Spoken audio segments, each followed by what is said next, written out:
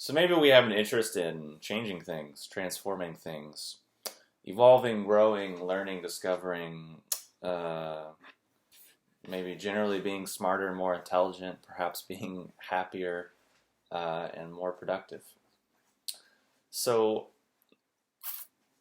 what can we use, or how can we use chi to understand these things in a bit more of a clear and insightful and deep way of understanding? Meaning clear, meaning we see it without the fog of our own delusion. Insight, as in we see into it as this other thing that we are trying to stand under and look at. So many different ways of understanding what we're talking about, which so far is just a lot of abstract nothing. So let's get into the example that I will hopefully unpack. So let's chi, this idea of chi, or people translate it as energy, right? And what happens is there's a couple different ways that people approach it, all of which are generally incorrect. And incorrect meaning not that useful, not that productive, not that efficient. Because if we just want to have a philosophical understanding of something, I mean, we can probably find a reason for it and justification, and that's fine, and that's our right to live and do whatever the fuck we want to do. But if we're talking about actual application, usage, efficiency, effectiveness, results, then that's a different story. That's not a moralistic argument necessarily. That's not a right or wrong argument. That's more of a functional, practical thing, which is really what I'm talking about. Meaning that if you don't understand something, you don't really have clarity on it, you don't see it for really what it is, you're going to be less able to work with it, or your efficiency is going to be minimized. So, and the other side of it is if we are sort of rigid in things and don't have kind of an open, dynamic state of looking at things, then we're also not going to be able to grow or actually allow our understanding of the thing to grow and evolve as it should, because it is a living thing, because we are alive, so it should be a living thing, technically. So getting back to chi and how generally people understand it and how generally they're all incorrect. The first is that that's complete nonsense. It just doesn't exist. Okay? Makes sense? Second is, well, maybe it exists, but like I need proof. We need science to justify it. Third way of understanding it is, oh yeah, that makes sense. Like obviously, like energy exists and chi is a thing, but yeah, but like I don't. But it's like somewhere else, or it's somewhere higher, or it's somewhere like special or better than here. But yeah, it definitely is a real thing. And then fourth is people kind of go to the other extremes, like, oh, it's all vibes, it's all chi, it's all energy, man. And then it's just a whole other stew of nonsense. When really, all of those perspectives are actually incorrect. Because what people commonly understand as energy has literally like fuck all to do with the concept of chi. Because people are naive and stupid and say, oh, chi, that's the same as prana, that's the same as ki, it's the same as this concept of energy from different traditions. It's not actually the case. Or it's the same way people say, like, oh, Chinese have 5 elements, Western philosophy has 4 elements. Tibetan, they have their elements. Egyptians have elements. All these cultures have the elements, so it must be the same thing. Actually, not the case. People say, oh, well, in the Chinese system, they have the 3 dantian. Oh, okay, well, there's a lower dantian. Oh, but that must be like a chakra. So, like, it's just like the chakras. It's actually not the case. So, unpacking that a bit deeper, where a lot of people are at now is looking at shit like the spark in the machine, or like chi is like bioelectricity, or we're gonna use science to measure chi. But what we don't understand when we get in that point of view, or the other side of it when we just blindly believe, like, oh yeah, there's a mystical chi energy world, otherworldly thing that's magical and amazing, yay. When we have both of those points of views, what we are not seeing is all of our assumptions and our delusion and our ignorance and conditioning that's coming before that. So what we're actually doing is we're taking our existing conditioning, which we don't see, we're not understanding, we're completely ignorant of, meaning we are ignoring it, and then we are trying to move forward from there into another concept which we don't understand, we've never actually studied, we've never actually unpacked or seen in the light outside of what's popularly available. Because what's popularly available is generally just what sells and just what validates people. Because people generally don't like to grow. People generally don't like to actually admit that they are incorrect or wrong, which is a presupposition to growing, to getting better at something, to evolving, to changing, to actually being alive. It's really quite a fascinating realm of stupidity that is somewhat inherent in being a human being to varying degrees, which it's understandable. If all you've ever known is McDonald's and Burger King because you live in a small town and you have no way of getting out of that town, then that's how the cookie crumbled. However, now there are other options, and also sometimes there are situational things that are options, and sometimes it's actually just the intention or the desire and the mindset of the person. Because I see this time and time and time again, where it's like something might be right in front of someone, and it's exactly could change their life, help them out, decrease the amount of pain and suffering they have in their life, help them feel so much better in such an easy, quick, and efficient way.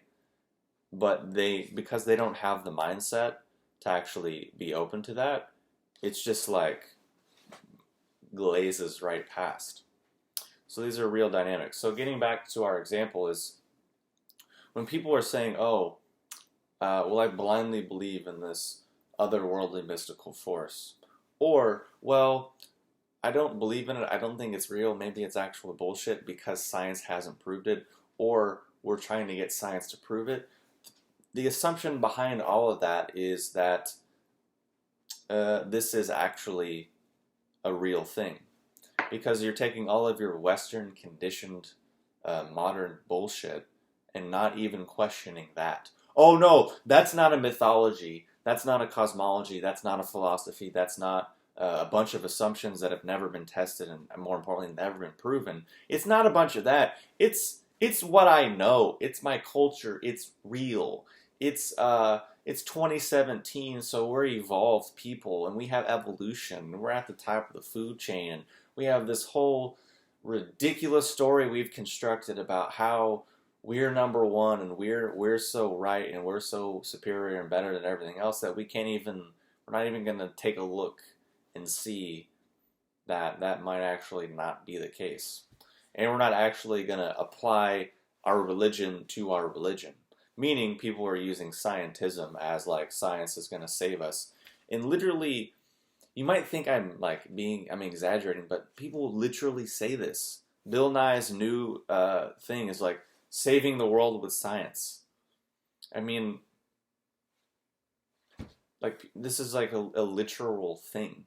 And I'm talking about, everyone wanting to feel number one, everyone wanting to feel like God, basically. Look at advertising and marketing. I think I had something around here. Let me see if I still have the paper, but it's just like straight up. I don't think I have the ad anymore. Probably got rid of it.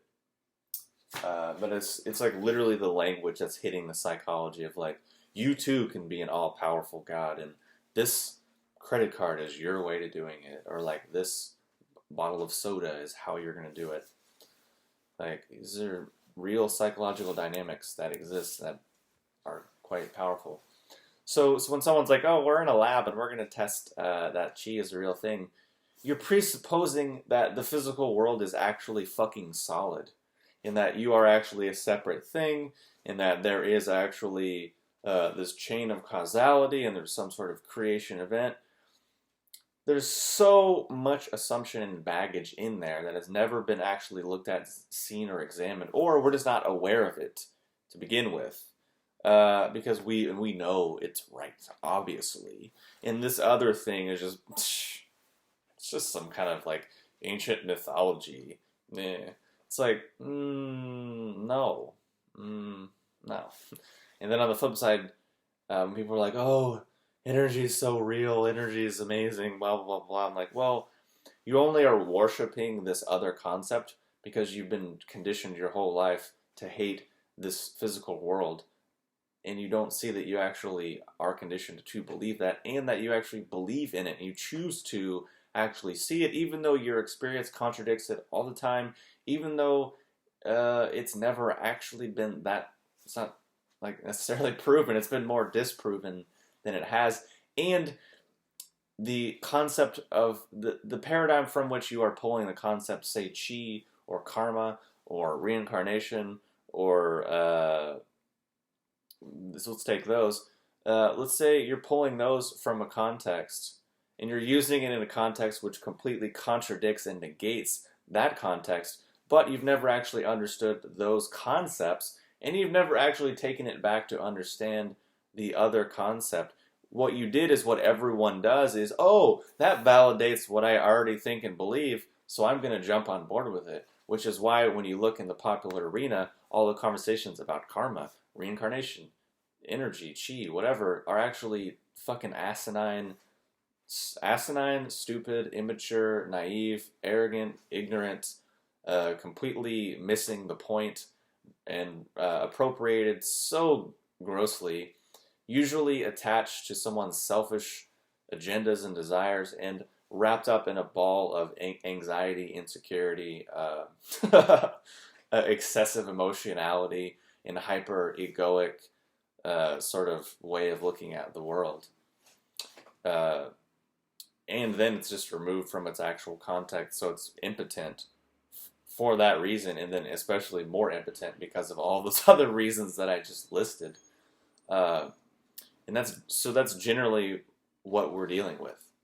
So what I mean by that, and why I say that, is basically the majority of the time, at least in America, if you look at what people think spirituality is,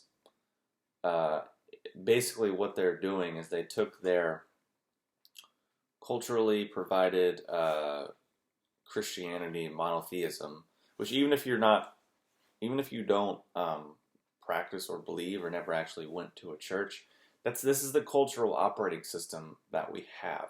So you still get it because you're still exposed to the same media and the same shite that everyone else is in America. Maybe to a lesser degree, perhaps, than if you come up in that environment. Yet those dynamics are still there. The guilt, the shame, the self-hatred, the inadequacy, and all of the exaggeration that comes out of that is still there regardless. So that's what I mean. So you take that, but then you have, because we're modern people, we have psychology, came about less than 100 years ago to, save us from ourselves. Because it just came out of a historical period after World War I. People are like, wow, I can't believe, humans are so fucked up. We've been doing this crazy shit to each other for so long. Wow, we must be so evil and bad. Obviously religion failed us because we're still doing these things. So perhaps we can take science and apply it to the mind and the psychology. So we have this flip side, this pivot to psychology and science will save us. It will deliver us from salvation because we're evil, pieces of shit here on probation. Because creationism and the judgment that comes out of religion is the same thing as basically people's general pop idea of Darwinian evolution. Obviously, there are people that are scholars who actually went really deep into the theories and all the different permutations, and there's a lot more perhaps subtlety and refinement there. But the general idea that people are hit with, that people are running in their operating system, is basically generally quite similar, if not nearly identical, to this whole idea of creationism and the idea that, we're kind of here on probation. We're kind of like the best, but we're also a piece of shit, and it kind of doesn't matter, but kind of does. We think, oh, maybe we're free, but then we have this sense of guilt, I don't know, there's some restriction or some hindrance, which is why you see all the extreme perversions that are so popular and garner so much attention today. Like, for example, people want to hate on really, pop icons when they do crazy shit, or people want to say well, the Kardashians are disgusting and they're ruining the world, or Donald Trump's a piece of shit, or whatever. But it's you can't really blame them so much when there's millions and millions and millions of people throwing their attention and their energy and their money at these people all the time. So it's yeah, these people might be a bit wacky, but there's a bigger problem that you're not actually willing to look at. You're an actual larger dynamic that you're not willing to see. And it's exactly what I'm saying here. People will hear many of the theories that I'll say, that's bullshit. It's well, no, you're just ignorant and you're stupid, and that's fine. But maybe, at least what I'm trying to do is perhaps expand our perception a touch and see a bit of a larger dynamic and get us a bit out of the guilt, blame, and the shame. Because people will blame me because maybe I said something. Oh, you used the F word. I thought this was going to be a spiritual, helpful thing, and you said the F word. People swear. The fuck is a word, and people use it. I'm sorry that you were conditioned to believe that somehow this quadrant and this little area of life that you've separated from the rest of your life, and basically fractionated yourself and separated yourself and formed this whole internal hierarchy that you're not presently aware of. You're putting this shit on the pedestal, but you're also somehow saying these words are better than this word, and I can't say these words in these contexts, because it somehow offends and undermines the whole nonsense that you've constructed and are addicted to, and investing a shitload of time and energy of your life, your precious life, into maintaining and constructing. And it's probably why there's subsequent health issues that arise of it, because it's a bit of a drain. It's a bit of an unnatural, unnecessary thing that takes a lot of time and energy and work to maintain. So whatever. But anyways, getting back to our point, which I don't even know what it was. Right, so the point is basically I'm explaining what happens in modern times, and I was using how we start off with our original sort of conditioning, this sort of morose, mundane, pseudoscientific, deeply kind of biased religious perspective. And then we have psychology, right? But then we have, oh wait, there's this exotic stuff from other worlds, and oh wait, we killed God over here, but we just called it universal force or universal intelligence. But then they have this concept of chi or energy or prana. But wait, that sounds a lot like what how I rearrange my pre-existing bias. So that fits, but it's also new and hip and cool and exotic. So it also kind of lifts me up a little bit, makes me feel cool, it gives me some dopamine, makes me feel interesting and hip, and also allows me to wrap bullshit up in labels and drop it out, and basically be a fucking repressed, passive-aggressive, flatlined, B-flat, boring motherfucker because I'm spiritual. I can't tell you how many Instagrams or how many yoga teachers that they have this deep repression. Oh, well, I'm sorry I said the F word, or I'm sorry I got mad the other day. I know it's not very yogi-like. Or, oh, I'm sorry I wanted to have a beer. I'm sorry it's not very yogi-like. And they have this whole fucking stupid dynamic, and it's what? But it's basically illustrating what I'm saying. Not to be mean and make fun of them. And their enforced, boredom, rigidity, and repression under the guise of, spirituality. So what I'm saying is basically we have this cavern from like religious conditioning and then the salvation of psychology, and people just dump their spirituality into that. So they think spirituality is really soft and loving and kind and lovey-dovey, and oh, you're amazing, and here's how you can achieve your dreams, and oh, you're perfect, you're fine. It's just, it's generally people want a lot of self-medication. Make me feel okay. Tell me I'm gonna be all right. Tell me how to get what I want. I'm a piece of shit, but I don't want to actually look at that dynamic. So just help me have like mantras and like vision boards and affirmations to help me feel better. If we really look at the dynamics and the mechanics and the actual things that people are saying when they're talking about sort of spiritual shit, what they're talking about generally is just psychotherapy in like a very generic sense.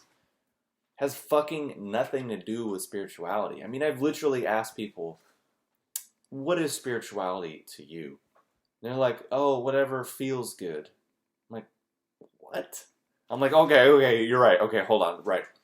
So let's just say, I don't know, the Taoist canon. 80,000 books, right? Fucking huge.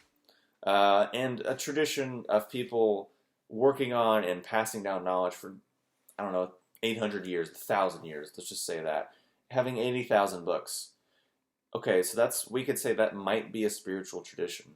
So what you're saying is spirituality is just what feels good to you or what helps you feel better about yourself or what helps you achieve your vision board or what helps you be more flexible or look better in yoga pants or these things. Okay, so then it makes sense that, there's people spent, their entire lives on this thing, but you've got it all summed up. And it's like, wait, but I'm a dick because I swear and I'm critical and I have opinions and I like to, look at perspectives and insights. I'm a dick. I'm arrogant. I'm an asshole.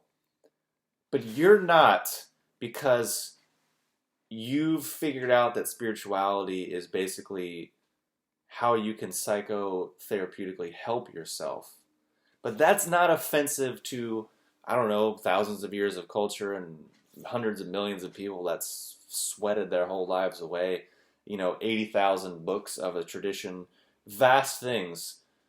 But you're not an asshole for thinking that it's just all about fucking being nice, or all about being happy, or all about whatever feels good. So you're not an ignorant, arrogant asshole for knowing that shit is the truth, but I am, because I have opinions about things. I'm sorry I went off on this tangent, but these are the things that go through my head when I'm listening to people talk. Just like a couple weeks ago, I met a woman who, her spiritual practice, and this is actually getting a bit more common, where people take their spirituality and all of a sudden assume that it has a lot to do with sexuality. Which again is just a bit more of like psychotherapeutic things. It has nothing to do with fucking spirituality. You might just use that language because it's cool, but it's nothing to do with it. Right, so she's talking about, I was in this like oming cult, orgasmic meditation. Number one, people just assumed meditation means like, I'm like focusing, I'm concentrating on one thing. No, it's just called concentration. But the only reason that you think concentration, doing one thing, is so important is because you're so obviously fucking insane that your mind is so fucking scattered and confused that you think staring at one thing is like, this is so spiritual, this is so like tripping me out, so otherworldly. No, you're just fucking insane. And you've been so far removed from the basic human qualities that someone threw you a crumb and you're like, this crumb is going to deliver me to God. No, it's just going to probably make you a bit more deluded and crazy because you're hyper-focusing on stupid bullshit rather than actually being aware of what actually is happening and what you're actually doing. But in this case, is orgasmic meditation, which there's nothing wrong with masturbating. It's great. Nothing wrong with having orgasms. It's fucking fantastic. Nothing wrong with sex. These are all awesome things. It's just to get to the level of stupidity and arrogance and naive bullshit to like, it's my spiritual practice. I'm polyamorous because I'm spiritual. I'm sexually liberated because I'm no. You're still just you're still just controlled and motivated by the same guilt that you're trying to get away from, but you just went to the other extreme of having to medicate and overcompensate for it. But you don't even see it. But I'm an asshole, I get it. Okay, fine. So I'm talking to this person, like, oh, I was in this orgasmic meditation cult, and it was like really healing and like spiritual, and really helped open my chakras, and got these like mullet beads, and I'm in essential oils, and I got tattoos and mantras and healing my shit. And then I left that, and I got into a polyamory group, and we were just really open and free and spiritual and liberated. Not really, because when they're talking about it, it sounds like a fucking prison. Because your sexuality is so liberated that it's the sole focus of your fucking life. It's like, oh yeah, you're really liberated because from when you wake up to when you go to sleep, all you're thinking about is sex and who you're gonna have sex with and who you had sex with, and then you're having to emotionally process everyone's insecurity and bullshit and communicate and this and that and da da da da. It's like, yeah, you're super fucking liberated. It's like, okay. I was like, hold on, I'm reading, I don't know, I'm scrolling through these, like, ancient texts. Yeah, I can see the part about sex cults right here. It's like, yeah, this is what oh yeah, I see that part. Oh wait, actually, no, they're not mentioning any of that shit because it actually doesn't fucking matter. Because generally, when you actually break it down, what we're looking at and talking about are, like, principles. Organizing principles.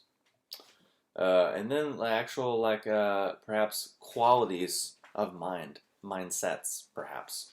And then maybe certain dynamics that are there. And then maybe certain practices. Okay, practice what? Well, practice working with these things. For what end?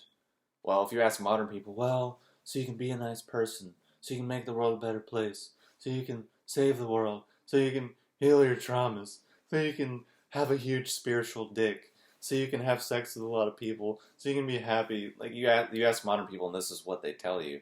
And then it's like, wait, let me go back and check. Nope, no mention of any of that shit anywhere, ever, in any point, in any spirit, at any fucking time. Like, you just made that shit up. Oh, okay, so what's the point? Let's see, let's take a common thing. Qigong. Qigong, right? What does that word mean? Well, Qi, energy, okay, put that aside. Gong, or gong, skill, work, discipline, effort. Interesting. So it's like a thing. It's like a real thing. It's not like, oh yeah, I'm pulling in the energy of, hold on, I'm doing Qigong, guys. I'm being real spiritual right now. I'm pulling in the energy of, the Big Dipper. Hold on, I'm visualizing the Big Dipper in my third eye. I'm just like pulling it in. Actually, shit. I just gave you an ancient secret. I didn't even charge you $10,000 for it. Which, literally, there are motherfuckers in the city in which I live that charge people thousands of dollars for literally that bullshit that I just fucking made up and made fun of. Like, people paying thousands of dollars to stand there and be like, okay, inhale and pull in the energy of the fucking Big Dipper into your fucking third eye. It's like, you paid money for that? Like, what? Oh, dude, after that class, I was so feeling it. Okay, no, that's just your imagination and someone taking advantage of your naive stupidity. It has nothing to do with, let's see, understanding principles, working with them, understanding a philosophy and working with it, producing certain qualities in your actual experience, and then producing insight, clarity, understanding, and developing skills, like real skills that you can do things with. Interesting. But wait, what did I just do there? Well, I looked at the word, Qigong, and I explained it as if what it is and what it means. Well, that's fucking weird. And the only reason I do that is because there's so many Qigong teachers. Oh, wait, sorry. Masters. There's a lot of Qigong masters in Portland. And what they're teaching is literally nothing. But I want to go up to them and be like, wait, so you're like this a member of this old ancient lineage, right? And they're like, oh yeah, totally. Like I was studied with this master for this many years, and I lived in China, and I did all the bullshit that will make your imagination think I'm legit. Okay, wait, so you do like qigong, right? Yeah. Oh, we also do like bagua or tai chi, right? Okay, well, I'm looking at you move, and you have none of the skills associated with any of those arts. Okay, well, I'm not gonna say that. Obviously, I'll just be like, okay, wait, qigong means like skill, right? Okay, like what skills do you have from that? What understanding of principles and dynamics and forces and actual real things could you manifest right now? We can actually talk and engage about. Oh wait, we can't because all you can do is regurgitate bullshit stories to appeal to my imagination, my naive conditioning, and or my emotionality. Because literally, I paid for a set of private lessons with the most famous, most revered qigong master in the city, and it was literally just all that. Oh well, modern science has demonstrated this, so that means that this qigong is real. Oh well, when I was studying with my master back in the day, because I'm a master of this lineage and blah blah blah blah blah, and I was working on the last emperor, blah blah blah. I'm like, all right. Third, oh well. Here's a story to appeal to your emotionality and make you feel into your heart. Oh, okay, now let's get back to the practice. And I'm sitting there like, good thing I'm really polite because you might like watch my videos and think he's a dick. He's not very polite, but I'm actually like really polite most of the time, like dealing with people, and really tolerant and like, oh, kind of. Just like on YouTube, I just don't give a fuck. So, like, and even here, I'm being a bit polite, if you can believe that. I'm trying to like not be too, abrasive or aggressive, whatever that is, because we're all so sensitive, and we're hurting on the feelings, which is also indicative of the certain mindset. Like the fact if I can talk shit and it hurts your feelings. And I've said nothing about you personally. That's a bit revealing. That's a bit indicative. Because then we're talking about religion and imagination and salvation versus just skills, principles, dynamics, processes, mechanics to do things, move across certain pathways and results and processes, and that's it. It's like you can talk shit about that all day, but it doesn't really matter. Because it's like if I have like some tea in a pot and I pour boiling water on it, it doesn't fucking matter what I say or do or believe or theorize or whatever. That shit's gonna make tea. Now, it's gonna make tea, but what kind? I don't know. It can make a lot of different kinds. Make a lot of different kinds from the same kind of leaf. It really depends.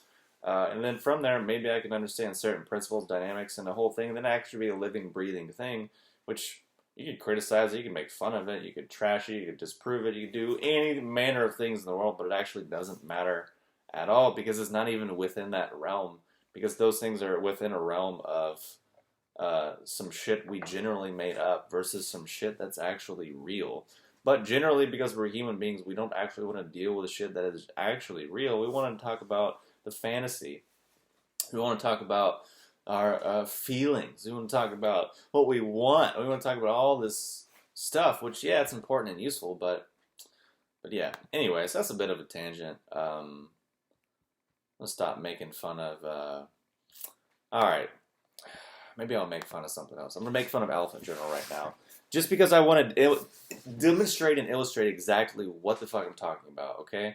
In a clear way. So it's like, yeah. Okay.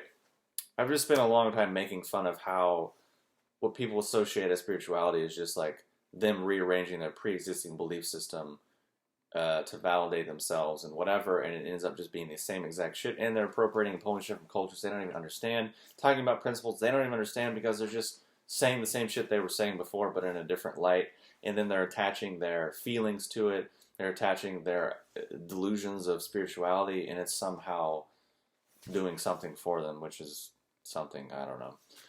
Okay, so why Elephant Journal? Well, It's one of the largest. What does it say at the top? It's about the mindful life. Okay. Uh, it's one of the largest sort of spiritual New Agey sites there are. It's fucking huge. They get millions of visits a month. Like it's a big site. Okay, why would it be a big site? Because a lot of people were reading it and believing in it. Oh, interesting. Okay, so maybe that's revealing a dynamic that's actually real in the world. Okay. And I could list a dozen other sites, dozen other Instagram, YouTube accounts, say the same shit. Let's just use this one because you can go look at it. Let's see.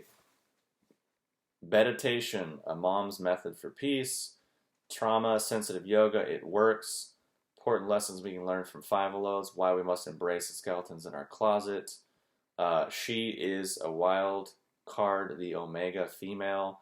Manifesting our dreams. I'm sorry for my depression. What religion could learn from 12-step spirituality. How to find freedom from resentment like a Buddhist. Let's see. I love you so much that I don't want to be with you. An apology to all the men who never got my best. You do not need anyone's permission to grow. A Buddhist method for mending broken heart. I mean, I could keep going. How being an empath can lead to adrenal fatigue. That's actually probably might be helpful for people. Let's see. Meditating. Yeah. I'm sorry for my depression and anxiety, orthorexia, the eating disorder that isn't. It's basically literally exactly what I've been saying. It's like a lot of psychotherapeutic self-help nonsense married with spirituality, or what people interpret as like spirituality. And I'm not saying there's anything wrong with it. If it helps people feel good, then great. If it helps people grow, whatever. It's not my place to say anything. All I'm doing is shedding insight and perspective. And maybe that makes sense, maybe it doesn't. I don't really care. Because actually I write for Elephant Journal. I'm one of their featured authors. And I guess why I'm making fun of them is because this is actually an instance where I be really polite.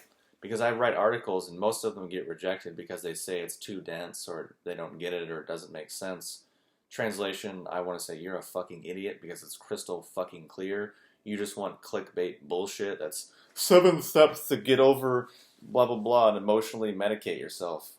And then one time I wrote an article and the fucking owner of the website, his only response to my article was, you should read this book. It'll really help you. Meaning, you're a fucking dumbass. I'm smarter than you. But I'm going to passive-aggressively put that behind just telling you to read this book because it's some holier-than-thou bullshit by some charlatan who fucked all of his students. Yet he's somehow still believing in this nonsense which has fucking nothing to do with actual Buddhism whatsoever. Okay, but I didn't say any of that. I was really polite. I was like, cool, man. Let me know, shed your insights. Like, how can I help?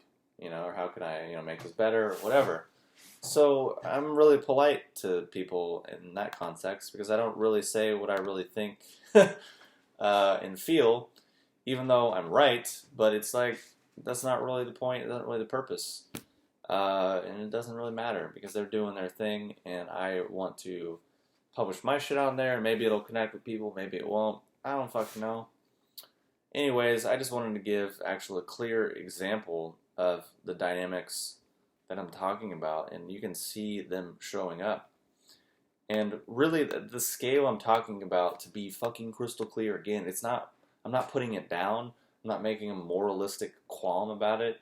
I'm basically looking at fucking social dynamics, real dynamics that exist in our fucking culture that affect pretty much all of us, that can really hold us back. And what I mean is, people might think I'm being a dick by making fun of Elephant Journal, like calling people like narrow-minded, impotent dickheads, shit like that. I think it's funny, right? And also, too, in case it's not obvious, I am a bit annoyed and frustrated from my life, so it comes out. If you don't like it, jump off a fucking bridge. I really don't care. I don't really want to be like, have someone try to guilt or shame me because I swear or I make fun of people or I'm insulting sometimes. Grow the fuck up, basically.